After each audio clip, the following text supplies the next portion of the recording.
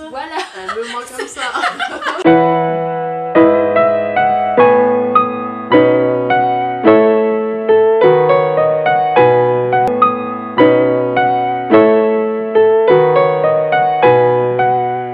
Bonjour à toutes et bonjour à tous, j'espère que vous allez bien. Je vous retrouve aujourd'hui dans une vidéo pour vous parler un petit peu de relations toxiques et de ma relation toxique et de ce que ça a pu entraîner ensuite dans ma vie. Je voulais faire cette vidéo qui change complètement de ce que je fais d'habitude parce que je suis dans une période de ma vie où je me rends compte que cette relation là qui s'est passée il y a quelques années maintenant m'a bien plus affectée que je ne le pensais et je trouve qu'on on parle assez peu finalement de ce qui se passe réellement et de ce qu'on peut ressentir et de comment on s'en sort, etc. Donc j'avais envie d'en parler aujourd'hui. Donc c'est une vidéo qui est bien plus personnelle, du coup je sais pas si je vais accepter les commentaires ou non à l'heure actuelle parce que c'est quand même une partie de ma vie, c'est plus personnel comme je vous l'ai dit. Évidemment ça engendre des choses et du coup ça me touche moi et ça a pu toucher aussi des personnes de mon entourage et du coup je veux pas du tout remettre en question la personne avec qui j'ai vécu ça mais voilà, j'avais besoin d'exprimer mon ressenti en fait par rapport à cette relation et surtout ce que ça a entraîné sur mes relations futures de cette relation là parce que du coup nous sommes dans le futur par rapport à la relation. Donc c'est une relation qui a commencé en 2014 et qui s'est finie en 2015, donc ça a duré plus d'un an, à peu près un an et demi. C'est ma première vraie relation, il y a une mouche au-dessus de moi, c'est super agréable. Et à ce jour, ça reste ma plus longue relation, donc un an et demi. C'est la personne avec qui j'ai donc vécu pratiquement toutes mes premières fois, vu que c'est la personne avec qui j'ai fait ma première fois déjà, et avec qui j'ai vécu ce qu'on appelle une relation longue, donc une relation à distance aussi, et tout ce que ça implique. Donc voilà. On s'est rencontrés à un nouvel an. Pour être honnête, je ne me souvenais pas de lui. Je suis pas quelqu'un qui boit donc c'est pas du tout dû à l'alcool, c'est que en fait il est venu 5 minutes et je pense qu'il a eu un coup de foudre et du coup il m'a recontacté ensuite et moi je me souvenais pas du tout de qui c'était. Donc suite à ça on s'est revus plusieurs fois. D'ailleurs pour être honnête avec vous, je sais pas s'il tombera sur cette vidéo et si oui je suis désolée, mais en fait j'avais pas envie d'aller au premier rendez-vous et mes parents m'ont dit mais ça se trouve c'est l'homme de ta vie, il faut absolument que tu y ailles, etc. Je pense qu'ils l'ont regretté par la suite, mais c'est grâce à eux que du coup je suis allée à mon premier rendez-vous avec ce garçon. J'ai aucun souvenir de mon premier rendez-vous. Honnêtement, je ne pourrais même pas vous dire ce qu'on a fait. Je ne me souviens pas de ce rendez-vous. Je ne sais pas quand est-ce que c'était. Je sais juste que j'avais pas envie d'y aller. Et c'est tout ce dont je me souviens. Je me souviens de rien du tout, en fait, de ce premier rendez-vous-là. Je sais qu'on a eu plusieurs rendez-vous avant de passer aux choses sérieuses, on va dire, entre guillemets. Donc j'avais 19 ans à l'époque. Et du coup, donc on s'est revus 4 fois. Je me souviens, je crois, des 2 derniers rendez-vous. On a dû aller au cinéma ou un truc comme ça. Enfin...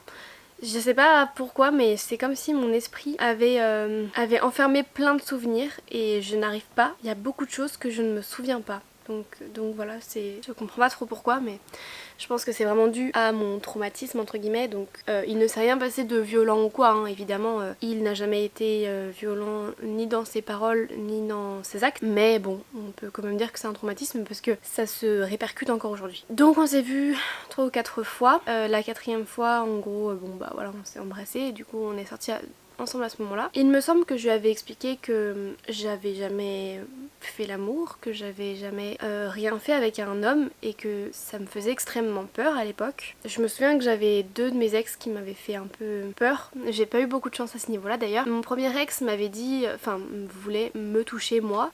Il s'y prenait comme un manche, c'était horrible. Je vous épargne les détails mais c'était vraiment affreux. Et je me suis dit franchement si c'est ça tout le temps, moi je veux pas, je préfère rester vierge toute ma vie. Mais je ne voulais pas moi le toucher parce que ça me faisait très très peur de toucher le corps d'un homme parce que je ne le connaissais pas. Je ne connaissais pas les corps des hommes hormis, j'avais déjà vu le corps de mon père petite mais hormis ça je connaissais pas les corps des hommes parce que je n'avais pas d'homme dans mon entourage. Qu'est-ce que c'est un corps d'homme? Je me rendais pas vraiment compte de ce que c'était. Donc ça me faisait très très peur. Donc je voulais absolument pas le toucher. Ça c'était mon premier ex. Et le deuxième ex m'avait dit de toute façon faudrait bien que tu couches un jour hein. Donc comment vous dire que avec ça pas du tout envie du coup de voir ce que c'est de coucher avec quelqu'un hein. Vraiment finalement je reste vierge, ça me va très très bien. Donc voilà, du coup nous revenons à mon ex. Donc nous sommes ensemble et je lui ai expliqué que du coup je n'avais jamais couché avec quelqu'un, que je voulais prendre mon temps parce que j'avais besoin de faire confiance aussi, parce que pour moi personnellement même à mon âge coucher avec quelqu'un ce n'est pas anodin, ça veut dire que je donne une part de moi et vous le verrez par la suite pourquoi. Donc du coup voilà, donc nous avons couché ensemble après plusieurs mois, je crois 3 ou 4 mois, je sais plus exactement. Bah pour le coup grâce à lui j'ai pu comprendre ce qu'était le corps d'un homme et l'appréhender différemment et du coup finalement le trouver beau, le trouver agréable et me dire bon bah voilà en fait c'est pas... Enfin on en fait tout un plat mais c'est rien, c'est juste un corps. Donc c'est pas très grave. Et donc là-dessus j'étais beaucoup plus libérée qu'avant et ça m'a fait énormément de bien. Donc je dirais les 6 premiers mois, donc nous sommes sortis ensemble en février et jusqu'à septembre franchement tout allait très très bien entre nous sur tous les plans, il n'y avait rien à dire.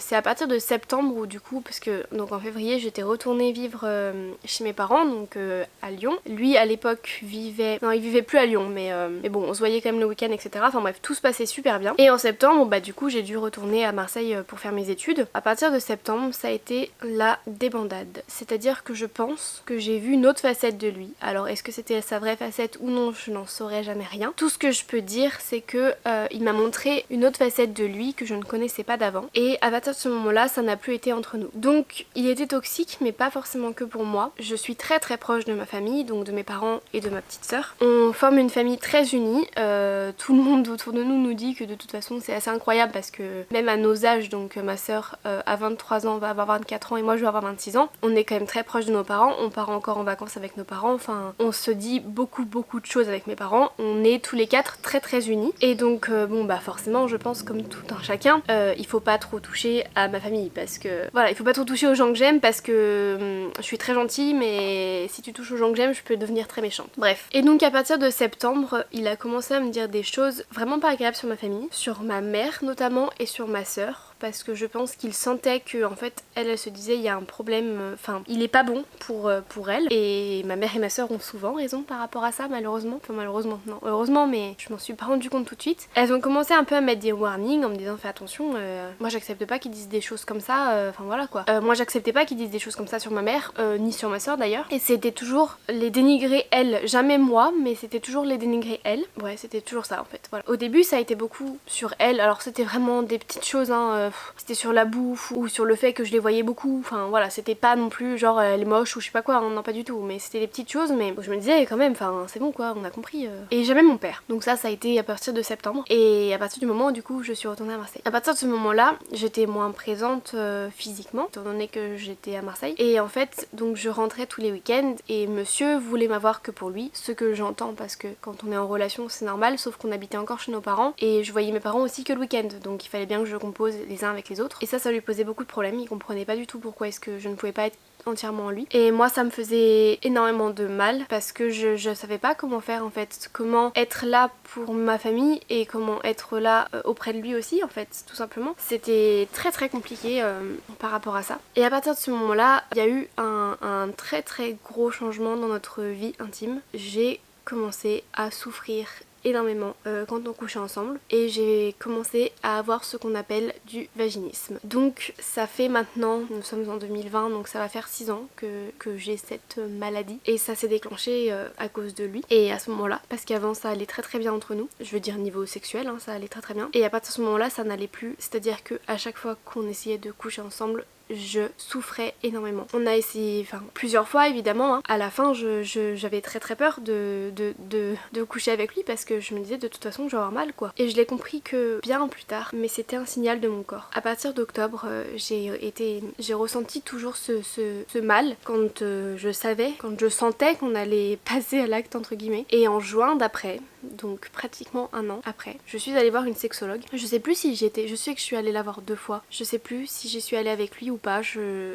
vous dis il y a plein de choses où mon esprit a bloqué. Et en fait quand je suis allée voir la sexologue, je suis désolée pour la lumière, c'est parce que du coup je filme avec la naturelle donc ça change un peu. Je suis allée voir donc la sexologue, je lui ai raconté ce qui se passait etc. Et elle m'a dit un truc bête. Elle m'a dit mademoiselle est-ce que vous l'aimez encore? Alors évidemment hein, j'étais complètement prise dans cette relation. Je lui ai dit bah bien sûr que je suis amoureuse de lui évidemment. Elle me dit bah réfléchissez-y vraiment parce que en fait ça se peut que ce soit votre corps qui vous envoie un message. Donc j'y ai réfléchi, donc nous sommes en juin, j'y ai réfléchi pendant tout le mois de juillet, sachant que pendant le mois de juillet je travaillais dans un centre de loisirs avec un de mes collègues qui me plaisait énormément et en fait où je me suis dit ok si tu commences à t'intéresser à quelqu'un d'autre alors que t'es en couple, sachant que je suis quelqu'un de très fidèle que ce soit en amour, en amitié, de partout je suis hyper fidèle, c'est qu'il y a un blême. Évidemment il y avait un problème et du coup pendant tout ce mois je me souviens que je dormais pratiquement tous les soirs avec lui et j'avais toujours les paroles de la sexologue en tête qui me disait vous êtes sûre que vous êtes amoureuse de lui? Et je le regardais, je me disais bah je crois pas.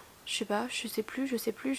Jusqu'au jour où j'ai décidé de le quitter. En fait, alors je vous ai raccourci un peu le truc parce que sinon ça peut durer très longtemps et la lumière m'énerve énormément, je suis désolée. Donc avant ça en fait il me dénigrait aussi beaucoup parce que j'ai toujours eu un peu de ventre parce que c'est ma morphologie. C'est comme ça. Il y a des gens qui ont beaucoup de hanches, moi j'ai un peu de ventre, voilà, c'est comme ça, je peux faire du sport, etc.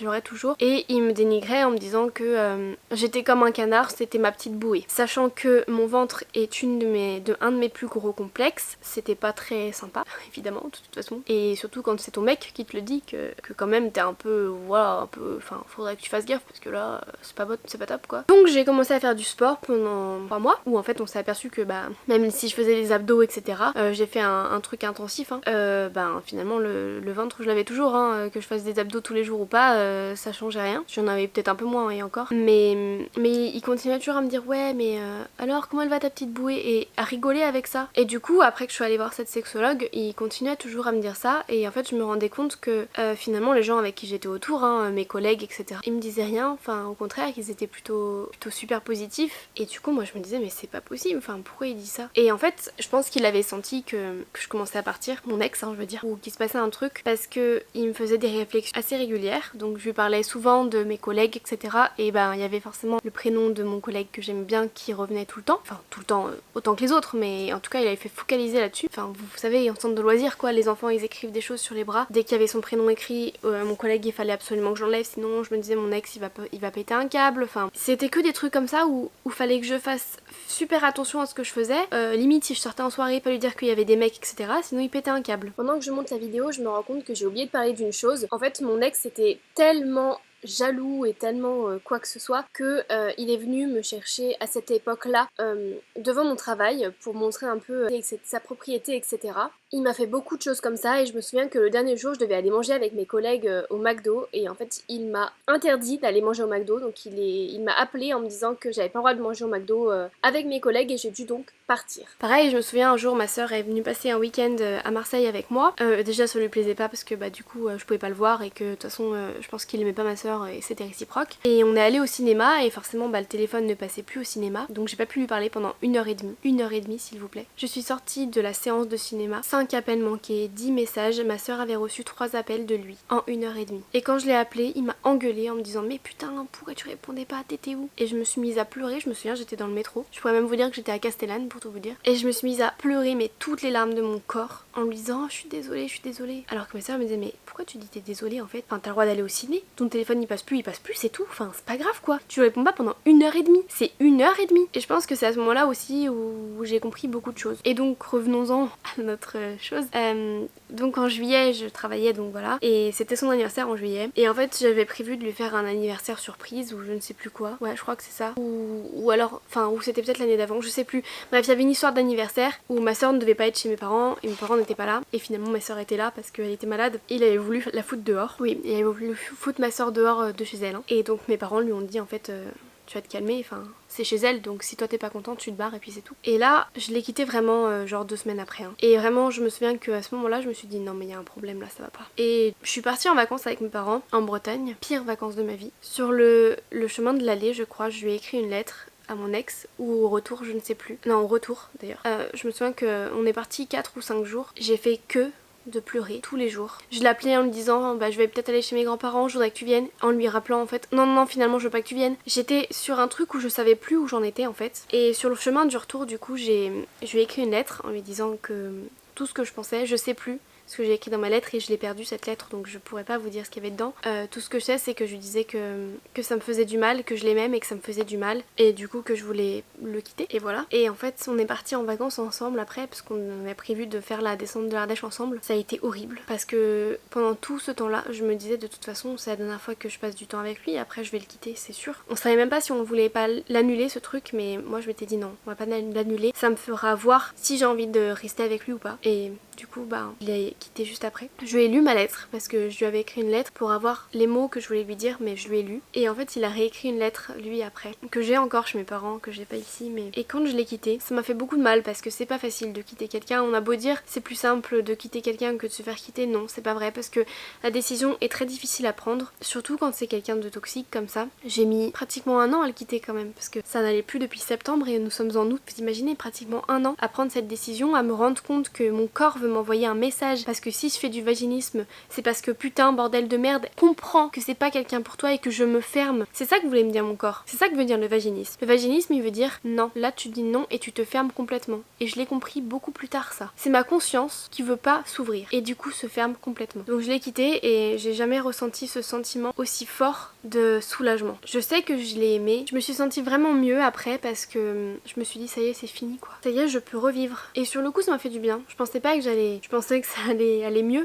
Sauf que si on regarde la vérité en face, on est en 2020, ça va mieux depuis quelques mois seulement. Parce que après lui, j'ai pas eu de vraies relations pendant 3 ans et demi. Ma dernière relation, entre guillemets, remonte à il y a un an, en février 2019. Et c'était la première fois que je recouchais avec quelqu'un d'ailleurs. Ça s'est très mal passé aussi. Enfin en tout cas pour moi, je sais pas pour lui. Mais moi j'avais très mal aussi. Et j'ai compris aussi que mon corps voulait m'envoyer un message en me disant non, tu t'ouvres pas. Et pour moi, à l'heure actuelle, l'acte sexuel n'est pas du tout anodin. Enfin ça ne l'est toujours pas hein. C'est quelque chose, je vous dis, pour moi c'est donner une part de moi. Mais c'est surtout que comme je sais à quel point je peux avoir mal, c'est très difficile de s'ouvrir. Et je sais surtout que ce que ça veut dire. Parce que mon corps, en tout cas dans ma personne à moi, si je fais du vaginisme, c'est parce que...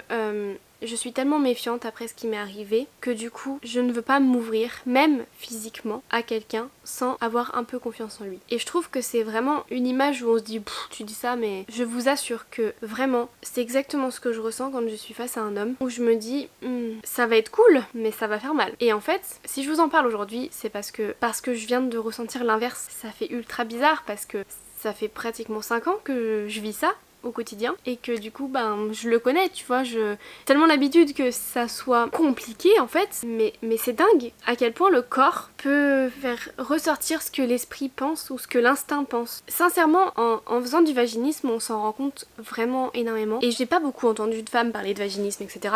C'est genre un truc où on se dit oh ça va quoi. Bah non les gars ça va pas. Sincèrement vous vous rendez pas compte à quel point pendant toutes ces années j'ai eu peur de l'acte sexuel. Je voulais que personne me touche en fait. Parce que je me disais putain ça va faire mal, non c'est pas possible. Mais personne me touche, c'est-à-dire t'as le droit de me toucher, allez, jusqu'au-dessus de la ceinture et c'est tout. Sincèrement, que ce soit une main ou quoi que ce soit, personne ne rentre là-dedans en fait. C'est mort, je vais avoir mal. Et vous imaginez pendant 5 ans et demi, penser ça tout le temps, à chaque fois que tu rencontres un mec en disant oh putain, si on doit coucher ensemble mais ça va être compliqué. Oh, ça veut dire que l'autre là, mon ex toxique, à cause de lui pendant 5 ans, j'ai eu peur tout le temps de l'acte sexuel et je mettais ça sur un truc mode diable, tu vois, genre c'était le diable en personne, le sexe. Tant c'est bien connu que le sexe c'est cool, mais à cause de lui qui m'a fait souffrir et qui m'a fait mal et où mon corps il s'est dit bon elle a pas l'air de comprendre donc on va lui faire comprendre d'une autre manière, on va se fermer. Et ben en fait ça s'est fermé vraiment en peu de temps parce qu'au final ça s'est fermé peut-être même pas en mois, mais t'imagines qu'il a fallu pratiquement 5 ans pour que ça se réouvre. Pratiquement 5 ans. Et 5 ans pendant lesquels je me disais mais c'est pas possible. Je savais ce que c'était. J'ai compris, j'ai fait des recherches. Après je me suis dit ok bon bah c'est du vaginisme etc. Comment je peux le travailler. Je suis même pas allée voir de gens en fait honnêtement. J'ai essayé de remonter à plus loin dans ma vie pour voir ce que ça pouvait être. Et je vous dis ça fait quelques mois seulement que j'ai compris. Et pas que par rapport à ça parce que si je voulais vous parler de ma relation aussi c'est parce que du coup j'ai failli entre l'année dernière et cette année aller dans 2 autres relations toxiques. Heureusement pour moi je m'en suis rendu compte avant, enfin j'ai eu des signaux en tout cas qui m'ont été envoyés avant. J'en parle de mon vaginisme assez simplement parce que c'est pas de ma faute en fait, c'est une maladie et c'est pas de ma faute à moi hein. C'est de la faute à l'autre personne parce que je l'ai développée à cause d'elle tout simplement. Mais je l'ai développée à cause d'elle pour mon bien. Et j'ai failli aller dans 2 autres relations toxiques là il y a peu, dont une qui malheureusement il n'a pas l'air de comprendre ce jeune homme. Et je m'en suis rendu compte bien après, donc il y en a une où je m'en suis rendu compte pratiquement 6 mois après.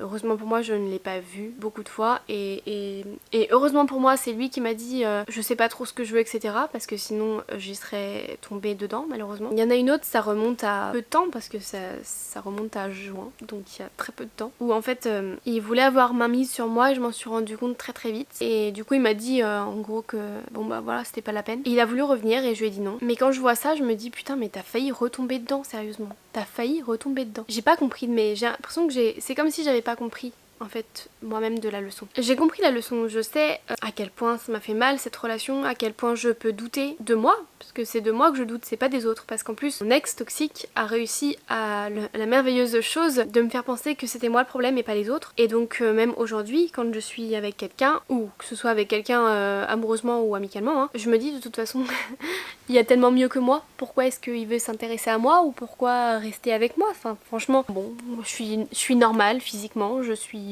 pas plus intéressante que quelqu'un d'autre, enfin finalement j'ai les mêmes qualités que plein d'autres gens, donc pourquoi moi en fait? Et ça, même aujourd'hui, donc on est le 23 juillet, je me le dis tous les jours en fait. Je me dis mais pourquoi quelqu'un s'intéresserait à moi? Franchement je vois pas ce que je peux apporter d'autre, enfin ce que je peux apporter de plus que quelqu'un alors que moi-même je sais que j'ai des qualités, heureusement. Vous me direz. Et je sais que je suis quelqu'un de bien, etc. Mais à cause de mon ex, je doute toujours de moi. Je peux pas faire autrement de me dire qu'il y a mieux ailleurs. Et j'ai l'impression, honnêtement, que quand on s'intéresse à moi, j'ai envie de dire à l'autre, mais putain, mais t'es con ou enfin, il y a mieux là-bas, pourquoi tu vas pas voir là-bas en fait? Enfin, ça sert à rien que tu t'intéresses à moi, je suis moins bien. C'est con, hein? Bah c'est comme ça. C'est tout le temps comme ça. Et c'est insupportable. Parce que même moi j'aimerais y croire et me dire putain mais ça y est, il y a enfin quelqu'un qui s'intéresse à moi et c'est trop cool et tout. Mais dans ma tête il y a toujours ce truc de me dire ouais mais bon, tu vas rencontrer quelqu'un de mieux, enfin franchement pourquoi il s'arrêterait avec toi? Donc voilà, ça fait 5 ans que je suis sortie de cette relation, ça va faire 5 ans dans quelques semaines et ça fait seulement quelques mois que je m'autorise enfin à être heureuse déjà et surtout que mon corps a enfin compris que du coup fallait que j'arrête de m'arrêter comme ça, vous voyez, que cette relation toxique elle va pas me bousiller toute ma vie en fait. Non, je suis pas d'accord. Et ça commence seulement maintenant à me dire bah ouais tu mérites d'avoir quelqu'un, tu mérites d'avoir quelqu'un de bien, tu mérites que quelqu'un s'intéresse à toi parce que ouais bah forcément, mais il y a toujours mieux en fait, il y a toujours mieux que nous, il y a toujours mieux que moi, mais de toute façon comme il y aura toujours mieux que lui, que elle, que si, que bidule, enfin il y aura toujours mieux en fait, donc ça sert à rien. Si on te choisit toi c'est parce que t'es toi, c'est pas parce qu'on veut mieux ou quoi, c'est parce que c'est toi. Et ça y est, j'arrive enfin à me le dire maintenant. Ça m'a pris du temps mais j'ai compris. Donc voilà, c'était une vidéo très longue dans laquelle je me suis pas mal livrée. J'espère sincèrement que cette vidéo vous aura plu. C'était pas forcément facile, j'ai essayé de vous en dire le plus possible sans rentrer trop dans les détails aussi parce que c'est quand même ma vie privée. Et puis comme je vous l'ai dit, ça ne parle pas que de moi parce que ça parle de mon ressenti, mais il y a quand même une autre personne en face que je ne veux pas dénigrer.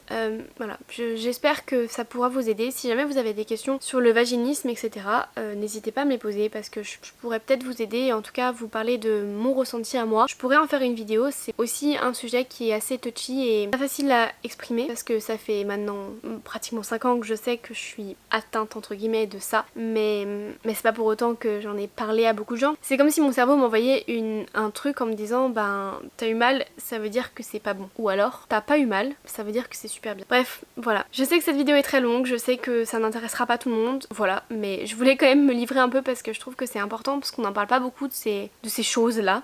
J'espère que cette vidéo vous aura plu. Je vous fais plein de gros bisous et je vous retrouve très bientôt dans une nouvelle vidéo. Ciao. Mais n'importe quoi. J'ai pas dit ciao les gars. On la refait. J'espère que cette vidéo vous aura plu. Je vous fais plein de gros bisous et je vous retrouve très bientôt dans une nouvelle vidéo. Allez, ciao les gars.